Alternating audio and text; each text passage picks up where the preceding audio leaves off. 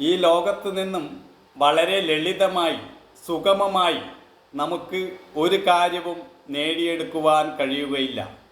പൂവ് നുള്ളാൻ കൈനീട്ടുമ്പോൾ മുള്ളുകൊള്ളാമെന്ന ബോധം കൂടി നമുക്ക് ഉണ്ടായിരിക്കണം.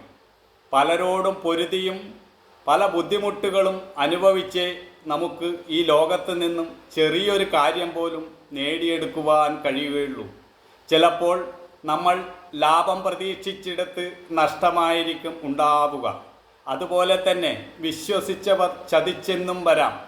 ഏത് ഭാഗത്തു നിന്നും ഏതു തരത്തിലുള്ള തട്ടാണ് നമുക്ക് കിട്ടുക എന്നൊന്നും നമുക്ക് പറയുവാൻ കഴിയുകയില്ല.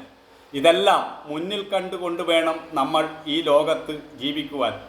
വളരെ വന്ദനം ലഭിക്കുന്ന സന്ദർഭവും നിന്ദ ലഭിക്കുന്ന സന്ദർഭവും ജീവിതത്തിൽ ഉണ്ടാകും. ഒരു നിമിഷം പൂവ് കണ്ട് സന്തോഷിക്കും, അടുത്ത നിമിഷം മുള്ളുകൊണ്ട് വേദനിക്കും. ഇതാണ് ലോക സ്വഭാവം. ഇത് മനസ്സിലാക്കി വേണം നമ്മൾ ഓരോരുത്തരും മുന്നോട്ട് പോകുവാൻ.